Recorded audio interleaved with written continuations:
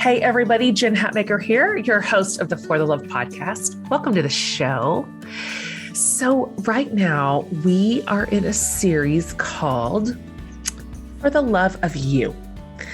And we really wanted to look at all the ways that we take the time to care for ourselves. And I don't mean this like in a kitschy, silly way, like just go get your toenails painted.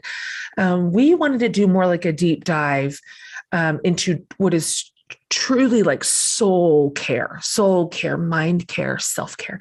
So whether that's through loving our bodies, exactly where and how they are, or using like food as a tool for self-care and healing, or learning how to address trauma so that we can live our lives fully, because trauma is stored in the body, as we're going to talk about today. And so this week we are addressing a really specific season of self-care, and that's those of you, although it's broader than this. So stay with, even if this isn't you, because actually the practices that we talk about in this next hour are ubiquitous. If you have a human body, this is an episode for you. But at a more granular level, we are discussing those of you who are journeying into motherhood. Be it first-time moms or second or third or fourth or fifth or whatever, because what a time for our brains, what a time for our bodies. So much happening in our hormones, and so many things to be planning for, to be processing. I had my first baby in 1998. And I was young. I was 23. I was the first of all my friends to have a baby, and had virtually no, I went in completely green. I didn't even have my siblings' experience to draw from, or any friends. I was just the first one out there, first man in the boat. And so, I would have loved, and I told her this later in the interview, I would have loved to have had the wisdom and the experience of today's guest, who walks thousands of moms through what is truly like a sacred practice, childbirth. And she does it in a way that is holistic and full of dignity and care and worth and autonomy and empowerment, because stress and a sense of overwhelm can dominate this chapter if we let it.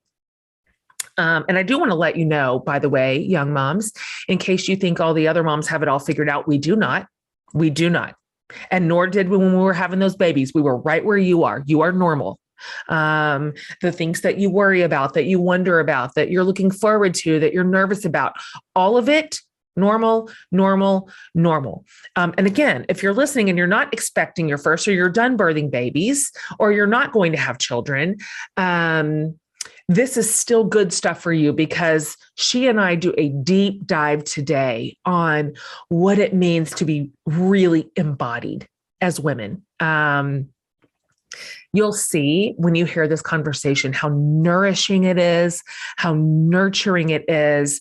I'm just like, if you're watching it on YouTube, I have a YouTube channel. If you ever want to watch any of the podcasts, my guest and I always video record it too, and we post it up at YouTube. If you'd like to see it as well as hear it, but you'll just see how easy it is to lean into this beautiful well of wisdom that we have today, because we are diving into this world with such a wonderful guide. She is an entrepreneur. She's a birth doula. She's the founder of Mama Glow, and it is Latham Thomas. If you follow her, you already know. If you don't follow her, you're going to after today. Latham is a graduate of Columbia University, and she set out on a journey to really help women claim or reclaim the birth process after delivering her son in 2003. So she is a world-renowned wellness leader, bridging the gap between optimal wellness and spiritual growth, and then radical self-care. That's her intersection. She is known as the go-to guru for helping women achieve a modern, holistic lifestyle, and then specifically as it relates to childbirth. And on top of all that, she's an author of 3 books, the most recently titled Meditations, Guided Meditations for Rituals for Rest and Renewal. Oh, and no big deal, boring, but she was also named one of Oprah's Super Soul 100. So she's got the credentials, she's got the receipts, and she brings her special brand of warmth and love and possibility to the For the Love podcast today. So please enjoy my incredible conversation with Latham Thomas. Latham, welcome to the For the Love podcast. I've really just loved you and watched you from afar, and I'm so happy to actually meet you. Thanks for being on today. Oh, wow, Jen, thank you so much for having me. So I've told my listeners, I've kind of high leveled who you are and a little bit about what you do, but would you mind, before we get into it, just telling us, who you are and what it is you do. And then really, like, who are your people? Where are you at? What's your mama story here? Yeah. Thank you.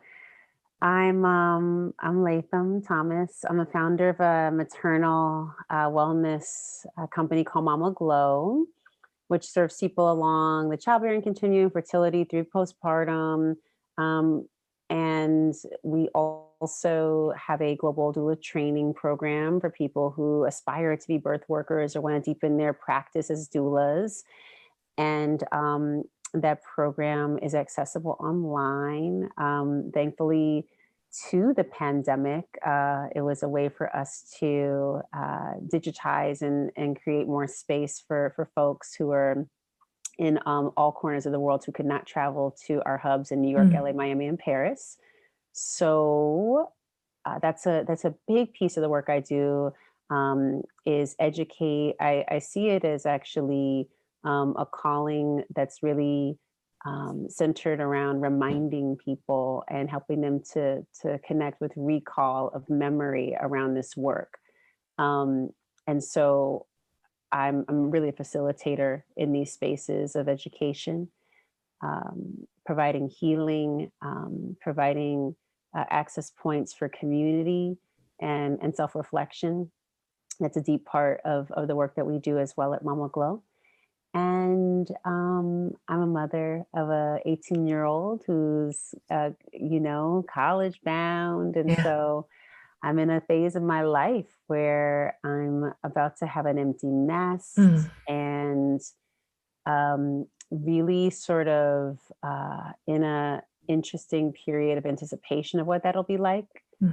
And also grateful for all the lessons that I've had in parenting, that I continue to have in parenting, and also feeling the softening happening around this departure, right? Like it's been interesting. I'm definitely a different person now than I was a few months ago in regard to this change, which has not yet occurred, y'all. So come see me in a few months and Totally. I'll be crying myself to sleep. But for now, I'm a little bit okay. My people, my community, those that I'm surrounded by, I feel like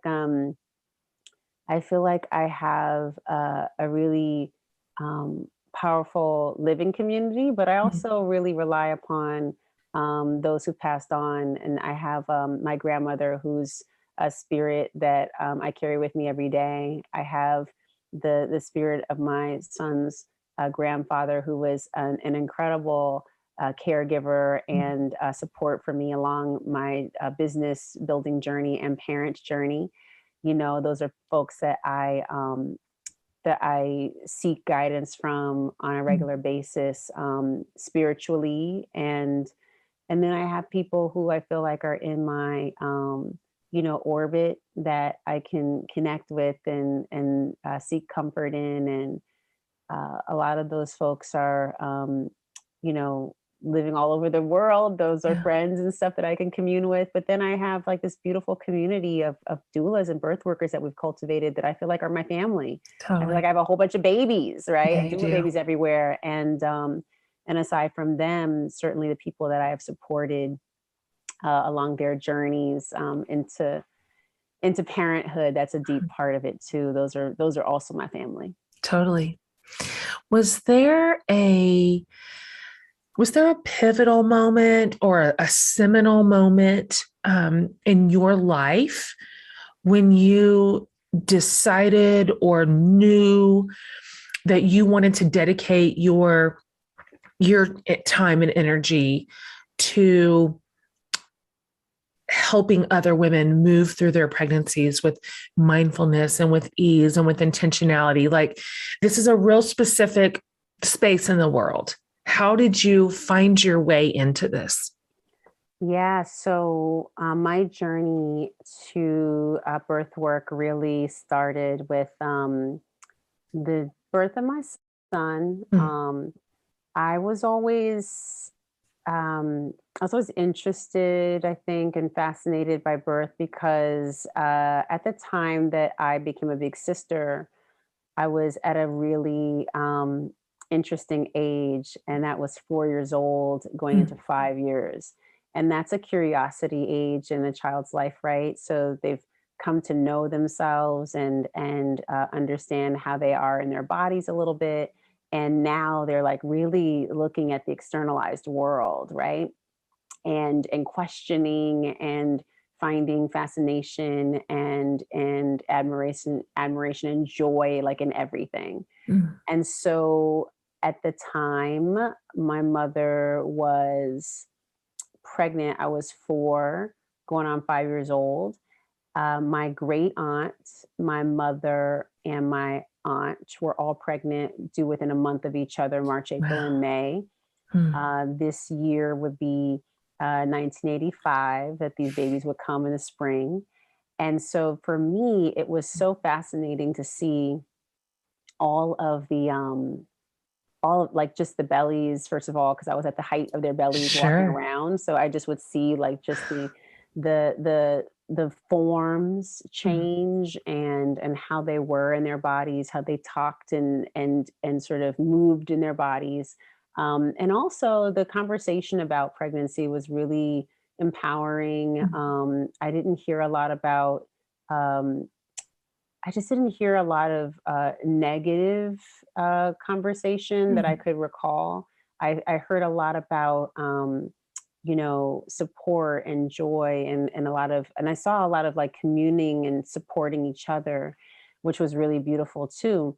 And so um, the the thing that I think was most fascinating, my mom had me watch a PBS series called My Mom's Having a Baby, Yeah. and I watched that and learned a lot about pregnancy in that experience. Mm. I learned about anatomy. She taught me that really just about sacred anatomy and how the body works and functions. So I had a full vocabulary, probably um, better than some adults today at the age of Mm. 4, in understanding the pelvic anatomy Mm. and reproductive anatomy.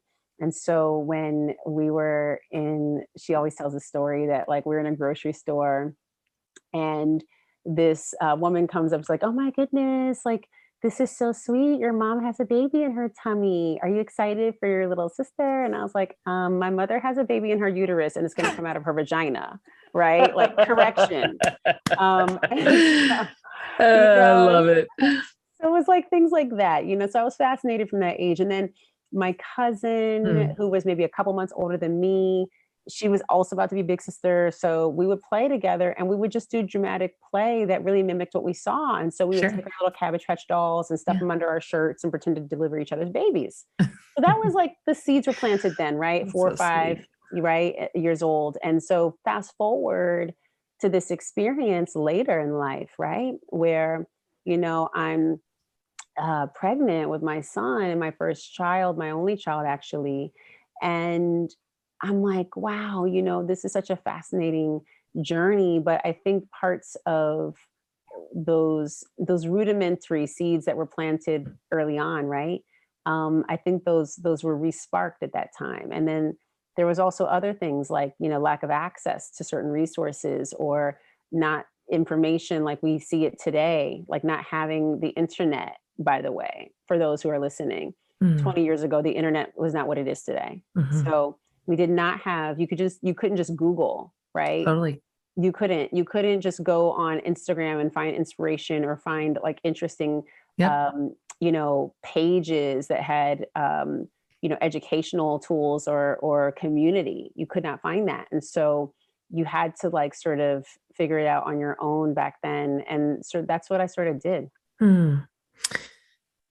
So just kind of from a high level here, for people who are new to kind of your particular work, can you shed some light on some of the key differences? And I know there's a lot, but between like holistic medicine and traditional medicine, and specifically how your approach helps women walk through their pregnancies with more like mindfulness and self-care at the front. I don't put, I'm now pontificating. You tell us the difference between what it is you do and this more like maybe conventional way to think about birth care. Sure.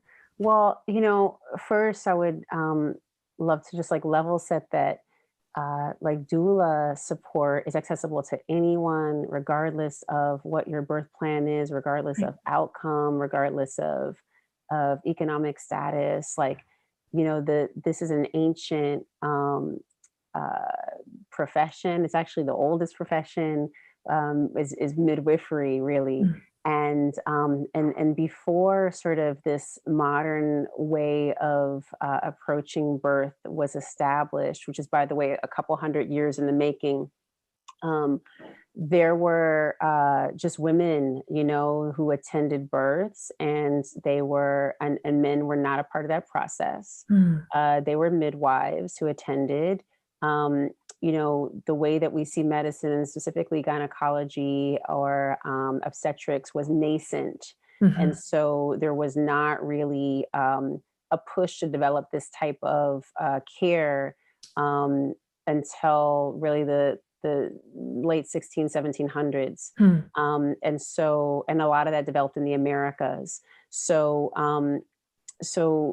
But traditionally speaking, the midwives would care for the birthing people and provide not only the clinical support, but they would also use spiritual tools. They would also be called upon to pray or chant or create spells or invoke the spirits of ancestors. Like, they did a lot of work that was not also clinical, right? Right. And then there were other people who would show up to support that person in their birth journey, and they were called gossips, which actually stood for God siblings. And the gossips would come, and these were women of the community who would be like your aunts or cousins or your elders, really, in motherhood. And they would come in and they would cook and they would clean and they would prepare the linens and prepare the space for the baby. They would prepare a really safe den for you to give birth. They would prepare concoctions for you to drink, and soups or stews or broths for you to drink and sip on. They would make sure that after the baby was born that you were tended to and resting and lying in. And that word obviously has evolved to mean somebody who talks and, like runs their mouth like a chatty patty, but it actually sort of started off as, people who tended to laboring people. And so the doula is more of a modern version of what the gossips were. And so the doulas provide non-clinical care support to people along the journey. There's many types of doulas. You can have someone to support you for fertility, pregnancy and birth doula, postpartum doula, abortion and loss, bereavement doulas. Like, so this is a role that, for me, I play all of those roles for someone. So you don't have to just hire one type of doula, but doulas are usually trained to provide supports along the entire reproductive continuum. And a lot of what we're doing is assisting people as they navigate the medical model or out of hospital birth or birth centers and figuring out what it is that's best for you. And so when we think about the current medical model and the ways that we have to navigate labor currently, um, most of our modern obstetrical practices are not supportive or conducive to the conditions that are necessary for what giving birth requires Yeah. of you, which is really a rite of passage. It's really a spiritual experience. Birth is a meditation. And so what happens is that people are experiencing birthing rites. So what that looks like is and rites of passage are really set up in three stages, right? Where someone first separates from the world, the social space, and their identity in this space. They sort of separate and get and be confined and tucked away from the world they live in. And then there's a space that sort of they ascend into, which is like the liminal space, right? Where they're moving through sort of a transition from one plane to the next, from one position or social station in life to another. And then on the other side of that is emergence or integration or post-liminal. And that's when they re-enter into society. So when you think about and come on the other side of that experience, when you come on the other side of that experience from being somewhere else to like then returning to your body and then returning to this new version of yourself, part of that includes ego shedding. Part of that includes, for many people, pain or discomfort. Yeah. Part of that includes, leaving something behind, right? Shedding parts of yourself. And then also part of that includes having something on the other side that you didn't have when you started, right? And so these are things that are not considered in our current medical model. Like this experience, right, of this rites of passage, birthing rites in this way are not considered in our current medical model. What's considered safety, right? Yeah. Our legal, provisions here and insurance, right? Right. And so how do we protect ourselves, which in most cases is not aligned with the experience or the goals of the client, right? And then when you add on top of that, any intersections that people live and exist with, we think about social determinants of health. Sure. And whether or not people have access to medical care, to housing, to clean water, to clean air, to education, like all these things that can also impact care and care outcomes. But then when you looked at the lived experience of racism and how that shows up on marginalized bodies, Black bodies, LGBTQ plus bodies, disabled bodies, like what that means when people enter into these systems, right? There's a lot that happens and there's a lot of vulnerability. And so a lot of what we're doing is helping people to understand the gaps, the enormous gaps in our system, in our healthcare system, and also design for a space that is about safety and dignity and belonging and transcendence also, because it's not just about surviving childbirth. It is about thriving. It is about, two souls or more coming through and coming together, and it's about healing. It is about creating an epigenetic blueprint for the future, and in that process, reclaiming our bodies as sacred, reclaiming this process as holy. And so I'm interested in that. I'm interested in somebody's recollection of the experience being one where they felt triumphant, regardless of the outcome. And so when we look at these systems, they're not designed to hold us in those ways, right? And so what the doula can provide is a very necessary tether to the divine, a very necessary tether to ritual, to ceremony. They can be a presence of support, a presence of comfort, of safety, and they can remind people of their power, right? Because really, I'm here to not to tell you what to do or necessarily advise you, but remind you. I'm here to remind you of your power. I'm here to help you develop trust in yourself and maintain that. I'm here to help you, you know, foster self-determination and resilience. And I'm also here to allow you to sink deeply into vulnerability so that you can be held through this transformative process and not have to fight for your life. Mm. It's so lovely to hear you describe that. It's so different from the standard template that most of us are sort of handed, and I think a lot of young moms, new moms, don't even know that there's an option. We don't hear this narrative. There is not this this voice telling us there's another way to do this. Like there's a beautiful, sacred way to do this that is still safe, obviously, and full of dignity, but just sacred in some way. I don't remember hearing any of this when I had my kids. No, I had no concept. I had to go within myself and find those, because as you just mentioned, we have that inside of us. That's right. But if no one's there to remind us or chart a little path for us, I had to go deeply within. I'm curious, Latham, obviously I can understand where your best practices and your knowledge comes from in terms of childbirth and science and biology and bodies.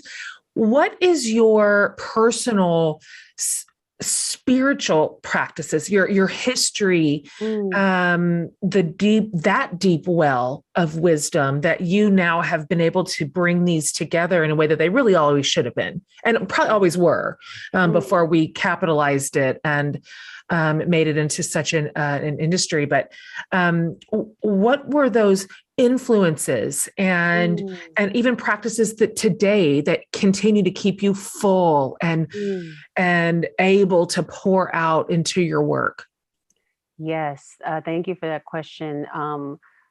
And I know this is something that you also practice and believe in, which is that you know, self-care has to be at the center of our ministry, right? Yeah. Like we have to, like I only can operate from a place of fullness. And I know that a lot of the work that I do requires actually touching people, laying hands on people, Totally. right? Actually giving of myself and expenditure of massive amounts of energy. And what I also know is also in teaching and facilitating that, and you know this from holding space for people, from, you know, conducting groups and being in, you know, with audiences where everybody's having an experience of their own and trying to make sure that there's a cohesive energy that's kept up while those people are in your care and have your listening, right? I also know that's a massive amount of energy that has to be devoted. And so for me on a daily, it's really about like, I see self-care as like a check-in that's on a moment-to-moment basis. Like I would just, you know, like we check on our kids, like, you know, you good? You okay? Everybody okay? Like it's, you know, constantly, not just once a day, like, is everyone okay? But like constantly checking in and attuning to what's happening in our own internal landscapes. And so for me, if I sense like, ooh, like a lot of, you know, cerebral stuff today, let me go take a walk, right? Oh, I need to put my feet in some soil. And I know exactly what it is. Like, I think when you get to a place where you just like can sit with yourself and you could shut out. For me, it's like if I close my eyes, if I just shut off one of my senses, right? So usually it's closing eyes that can get me there. But I can just like close my eyes and just like take a couple breaths, and then I can intuit exactly what I need next. Yeah. And so then I'll just give myself that thing. If it's like, I don't operate from a punitive model of, if you do this, then you get this. Like I don't structure life that way. I don't structure that in my family. I grew up with that. Like if you eat this, then you get dessert. And I just think that like, you know, setting up these kind of, you know, it just didn't work for me to feel good about, like, it's not like an achievement model that works for me. So for me, it's more like if I fortify myself and give myself the time to go sit in the garden or go pick some veggies, or, you know, go for a walk by the water or get the fresh air, like those are the things I need to recharge so I can actually show back up and continue the work, right? Not like I'm going to beat myself up and do the work, and then if I get it done, then I can go walk, right? So thinking about like that part of the relationship that you can heal with yourself is to be generous and not be That's good. right, like not be someone who's taking things away or siphoning away things or extracting opportunities for grace, for growth, and also for goodness, right? Like we should really lean into these practices that offer us respite, and then check in with ourselves to see how we're responding to them. So it's one thing to understand what your needs are. It's another thing to actually attend to them. And I think a lot of us are in conflict about whether or not we should give ourselves certain things. Totally. And what I see a lot of, which I think is great, is like therapy. I'm going to therapy, and it's really great to talk through things, but how experiences and trauma and tension resides in our tissues is not because it didn't talk its way there. And so I invite us to think really expansively on how we can utilize our tools for self-care to support, our personal growth and also our communities, because when we're well, we can take care of others, right? That ripples out. And so I think of it not as like a selfish act, but really as an act of self-service for the community. In this current For the Love podcast series, we're talking a lot about how to love ourselves well. We just put our bodies through so much, pushing them physically and mentally and emotionally and spiritually. And it's pretty incredible that they even keep up, right? But if you take away one thing from this series, hear this: every body is amazing and deserves to be treated that way. Third Love is a brand I love because this very element of self-love is fully baked into their core set of values, because they design bras and underwear along with like loungewear and activewear and feel good all day wear, I promise you, for every type of body.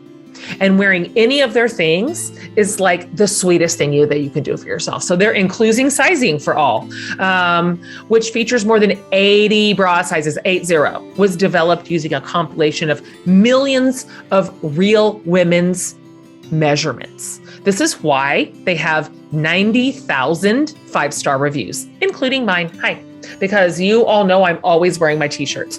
So their best-selling classic t-shirt bras, I probably have 6. If you're worried about finding your perfect fit, Third Love has a fitting room quiz. It's like a personal shopper. Plus, their team of expert fit stylists are available via chat or text to answer all of your questions. So you get to feel comfortable and beautiful all day long with Third Love, and you should. Feeling is believing, I promise. So you can upgrade to Third Love's everyday pieces that love your body as much as you do. Right now, you guys, you can get 20% off your whole first order at thirdlove.com/forthelove. So it's 20% off. Yay, that's pretty good. At thirdlove.com/forthelove. I think it's safe to say that we all want to live less toxic lives, including our footprint on this earth. We want to reduce and reuse, but it's just not always that easy. Like take plastic, for example. It's literally everywhere. Everything we use is plastic, including our cleaning products, right? And tons of the plastic enters our oceans, which really has toxic effects on everyone, which is what I wanted to talk to you about today, because one way that I'm reducing my own personal plastic load is with Blue Land. Blue Land has been a game changer for me, and here's why. This is a revolutionary refill cleaning system with hand soap, dish soap, tons of other cleaning products actually, where you buy their beautiful plastic-free reusable bottles once, and then you refill them forever. Blue Land has helped eliminate, you guys, more than 1 billion with a B single-use plastic bottles from landfills and oceans since just 2019. But look, even if Blue Land wasn't the literal best cleaning option for our planet, I would still want to use them just for the quality of their products alone. They're cruelty-free. They're made without parabens, phosphates, ammonia, VOCs, chlorine bleach, none of that. And they have these incredible scents. That's my love language, the smell of the thing, rose bergamot and lily mint, my favorite. They're just tip top. Plus they're high quality forever bottles. They just start at $10 when you buy a kit. And then their money saving refill tablets start at just $2. So in the end, you are saving money and our planet. It's a win-win. So right now, you can also get 15% off your first order when you go to blueland.com/forthelove. So it's 15% off your whole first order of any products at blueland.com/forthelove. You guys, come and get it. Oh, this is such important instruction. I know it's not new. Sometimes I hear conversations around this level of like deeply intuitive soul care as new or like trendy. It's actually ancient. It's so old. It's so old, but I find that it has a new place in our sort of communal discussion right now. And it's been, I can just say on my end, deeply powerful. I feel like I've been learning about embodiment and the ways that our bodies hold trauma and the ways that we move anxiety and stress and trauma through just really in the last 5 years. And I remember at the beginning hearing like some of the practices that you just said, which are simple in nature. They're simple. They're not walk by the water, put your feet in grass, take deep breaths in the air, turn your face to the sun, just nothing feels monumental. And, we're sort of in a culture where we like a different kind of fix. And so when I first started putting some of these practices into place in my life, which for me started deeply with breathing, something I'd never given a second thought to. It's just that I don't know that our culture treasures this conversation like it should. What do you see as the biggest obstacles culturally right now for women and men for that matter? This is not just a women's space at all, of course, but you and I primarily serve women, to sort of onboarding here into these sorts of like humble embodied practices to really become healthy. Yeah. I would say the block is capitalism. It is. Right. It's like, our lens on experience, even with ourselves, even in the quietness of the moments that we have with ourselves is always externalized, right? It's always like, what out there can help me in here, right? Yep. It's never like, I have everything I need right here in the palm, right? It's always like, oh yeah, I need that thing. You watch a commercial, if you watch television, if you watch YouTube, whatever you watch, everything is about something that you need, right? Like that you'll be okay if you get this thing and got to get rid of that horrible thing that's going on. And you're to this and you're not this enough. And whatever it is, it's like everything's externalized. And so I think our orientation around growth is even externalized. So we think about it as a linear path. We think about it as a destination. We think there's a place we're going to get to. And then when we get there, it's like, everything's going to be perfect.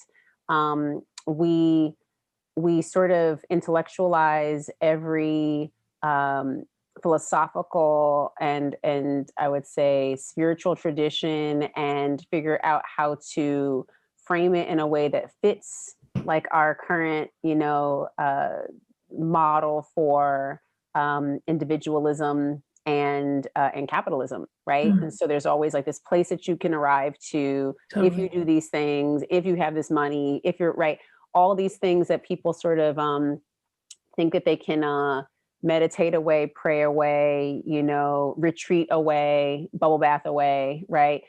It's always that. And so I think that the problem is, also the commodification of our productivity and a centralization of like that as a focus, right? So if I'm in this body and what I know to be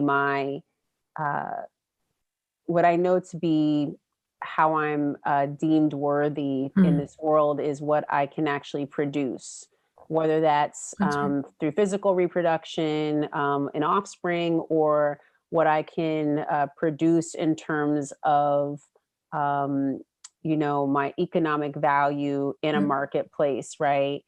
Over a lifetime. Like, what does that look like? How am I actually useful, right? So our lens is through that, our lens on how we fit into sort of society is through that vantage point of like what I can produce, Right. not just who I am, that I was already born worthy, That's right. that I'm already enough, that I don't have to go to more schooling or this or that or the third or fourth or fifth thing to become worthy or to become enough. And so instead, what we end up doing is, oh, there's a retreat, oh, there's this class, or there's this book, or there's this workshop. And I'm not saying that, and knowing that, by the way, we create these types of things for you all to better yourselves. But the thinking that when you come to it, that we're going to save you is not the right lens. So you want exercise, you want to be pushed, you want all those things, and it's not always that we can do it by ourselves. So there are going to be people that you really resonate with, books that resonate, all these kind of things that touch you in a way that gets you to a place where you feel like, okay, I can take that leap and open up a little bit more. But our vantage point has to change. It cannot be about like, okay, I'm going to do this and then this is going to happen and and then I'm going to be worthy. It's got to be more like a lifelong journey of learning, of reflecting, of growing. Think about, the resources that we have internally right now, right? And utilizing those internal resources, and not thinking that you have to go buy something or join something. Like right now, you are resourced, even if you feel under-resourced. Right. You are resourced right now. And that's why when we were giving these practices to y'all, we did not say, go sign up for this or we said, go outside, That's right. right? Go under a tree, because it's for the free. Totally. And when you think about the things that are most powerful on us, that work on us in ways that are so profound, they are always so simple. Absolutely. It does. It's the ROI on the earth is high. This earth is healing and it's sacred and it's comforting. And I want to ask you one more question before we land the plane here. Because you mentioned, of course, Mama Glow. And I love your work so much around it. I had my babies a long time ago, and I wish that I would have been under leadership like yours back then. I just didn't know it at the time. So you said, when it comes to Mama Glow, you were part of your mission is to help women have faith in the benevolent universe and be an active participant in their co-creation of your beautiful life. And I just want to drink those words down. Can you just talk finally here about, because I've got a lot of young listeners who are in the baby years. They are in the pregnancy years. They are, this is where they're at. What are some of the steps, some of the practices that you give these young women to help them claim or maybe reclaim their pregnancies and then just find the absolute like optimum like joy and connection within them? Yeah. So I think that one of the things that I sort of start with and that I think really all, doulas are really sort of checking for is really like meeting someone where they're at and understanding sort of their unique needs, right? And so what I understand through so many experiences is that many people come to pregnancy with different sort of experiences, different emotions. And some people come to it through ambivalence. Some people come to it through joy, through real triumph, through pain, through trauma. And so a lot of what we're doing is really uncovering, what it took for them to get there, how they're holding it and navigating it. And then really applying tools and supports individually to make sure that that person gets exactly what they need, right? They're trying to be different from that person. And what I would say is a big piece is also making sure that people feel the ability to use their voice, right? That's so important. Right. I mean, so much of our upbringing is about silencing. And I think about it from, being a kid. I remember, trying to speak up when adults were talking and being told to be quiet. I remember, just a lot of framing around, Yeah. right? Like this kind of signaling to respect authority, respect teachers, right? And so it's very interesting that so many of us had that upbringing, and we're supposed to go into settings inside of institutions Yep. and speak up to people Totally. who are perceived to have authority, right? And we haven't cultivated that muscle. That's right. Right. So part of it is just really helping people to understand the power of their voice, and also unearth it so they can speak it, right? And free it. And so a lot of practices around freeing the voice That's good. are part of, what we do. And we do this with the doulas too, because again, Sure. these are people who are like have to speak up and may feel compelled not to because of that. So we have Absolutely. to unlearn a lot of things. A lot of it's unlearning. But I would also say a big piece is helping people to understand informed consent, and understanding how to speak up and ask for the things that they need, and understand what's available to them, what their rights are That's in each good. setting, right? So it's really just mapping for advocacy tools, which is a big piece, right? I think people feel really good when they can advocate for themselves and Totally. they can speak about their experiences. Um, Storytelling is a big piece, and being able to process that experience of what the birth was like. It's always interesting, like to ask someone, um, I know that I was there, but what was it like for you? That's good. Right? Because, right. And I think another big thing too is really understanding what traditions mean for people, and how we can support them in accessing their own spiritual traditions or their own cultural traditions. And so a question that might be asked is, you know, um, is there something in your, spiritual practice that I should know about? Yeah. Are there some living traditions that are important to you that you'd want to make a part of this process, right? Like these are the kind of questions that help us to design for an experience that feels really supportive for people. And for me, what that's looked like is, bringing families from different backgrounds together and Yeah. bringing elements of their traditions into the birth space. Yeah.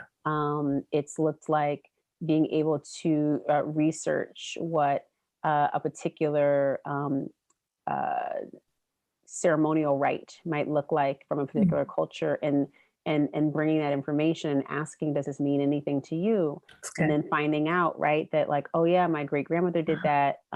She's passed on. I have not been able to bring this in. I would love to bring this into my birth process, and not having to like, appropriate anything or go Good. learn or try to perform something, but bring in something that people now can integrate that means something to them.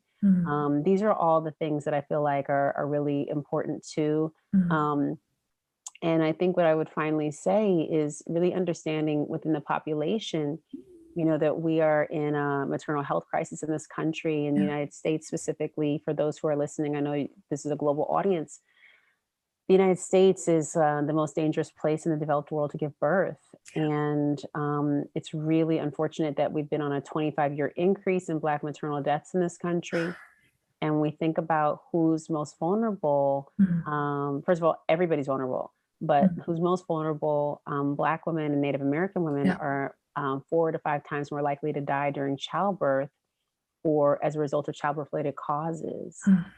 And 60% of these deaths are considered preventable. Wow. So it's really scary to live in Yeah. a country where this is a reality, and where you're in service to people who are who are potentially impacted by these statistics. And it's even more challenging when you actually unpack the statistics, and there's actually stories underneath, right? Sure. They're Of actual course. people.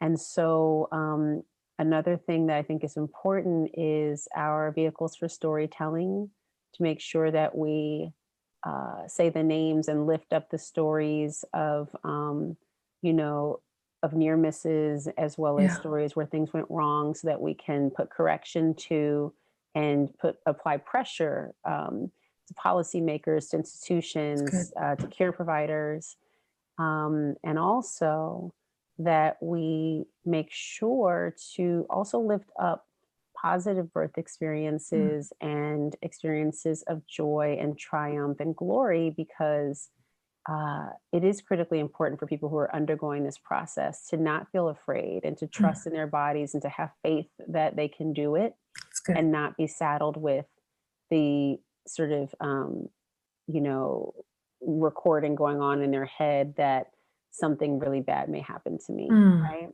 And so I'm so keenly aware of that balance of, of those realities, and wanting to be sure that people who are entering this phase of their life do feel the support, Yeah. do feel like they can do it, do feel like their needs will be met, but also are are prepared for all outcomes, and Yeah. are educated on, what's happening in our healthcare system, and how we can stand up and use our voices to fight against it. Mm. And so those vocal practices can help us, right? There's many ways that we can use our voices. And so I just invite people that, if you feel compelled, right, to support, all of us come from someone who had been brave enough to give birth, right? And Mm. so we are all impacted by this information and these experiences. And certainly this is a human rights issue. Yes, certainly. Yeah. Mm. So we call everybody to come support, right? In whatever ways that you feel compelled. Love it. We need your voices. Yeah. Love it. Love your work. Love your approach. Love the women that you love. Love the Oh, babies that you love. oh. What a beautiful life you're living. I mean, Oh, Jen, stop talking. You too. Stop. you are Seriously. living the most beautiful life. It is just so lovely and meaningful. And the women that you serve, this is transformative work. It's this, they carry this with them forever, the things that you teach Yeah. them, and then they pass it to their kids. It just has generational effects, and it's very, very powerful. Very powerful. Thank you Mm. for staying the course here, because you're so right. There's so much inequity Yeah. inside childbirth and maternity care and postnatal care, and there's so Yep. much disparity, and Yep. I just have so much hope for positive change with people That's like right. you Mm. really leading the charge. And you are so committed, and your voice is such a dedicated voice. Mm. I mean, I watch you've got the ear of so many important people. Mm. And so I just find you using your power and your influence and your knowledge with a great deal of integrity, and I'm just proud of you. And I'm grateful. I'm really grateful for your work. We've been talking a lot on the show about self-care. It has to be a center spoke for us to really walk through our lives from a place of kind of fullness and wholeness and abundance. And obviously self-care can take up a ton of different forms. And sometimes self-care even looks like a treat, like treating ourselves to something we love and that makes us feel better and makes us feel pretty and makes us feel like we were worthy of it. Like, I know it's cliche, but like a mani or a pedi. So you guys, I really got into the at-home manicure thing over the last year because of Olive and June. You've heard me talk about it online. This has kind of become a relaxing practice for me. I don't know if you're familiar with Olive and June's amazing nail polishes, but literally in every possible shade you could ever want. But they also have these full mani systems that have all the things you need for the perfect at-home manicure in one box. It's like a patented brush handle that makes it effortless to paint with both hands so that one hand doesn't look like garbage, right? Lately, I've been using, and I saw that I got this inspiration from their Instagram account, the fall set from Olive and June's Mani system, because I love the 6 autumn inspired colors. They're so pretty. But I also just ordered their new caramel apple spice set, because the colors are kind of warm and cozy. And we need that right now, right? So here's the thing. Olive and June's Mani systems actually end up for sure saving you so much money too. I mean, it comes out to under $2 a manicure. So let's go ahead and say that's a lot less than the gel manicures at the salon. They just kind of want you to feel like your best self. And that has a lot of facets to it, but sometimes it means pretty nails, and that's okay. They love making beautiful feelings happen for everyone. So you can get this nail life. Go visit oliveandjune.com/forthelove and use the code FORTHELOVE to get 20% off your first Mani system. Isn't that so fun? This is an exclusive offer that you can only get here, by the way. So it's Olive and June, oliveandjune.com/forthelove, and then use the code FORTHELOVE for 20% off your first Mani system. So I'm going to ask you two last questions. These are just a wrap up. So this is kind of like top of the head here. Because this whole series is called For the Love of You, in which we are just really exploring a lot of the things that you and I have already talked about tonight. What does it mean to be healthy internally? What does it mean? What does soul care really mean? What, not the kitschy way that we like to talk about, what does it deeply and sincerely mean? So here's my first question. When it comes to you, what is one of your like favorite things about yourself? Like who you are, the way that you are.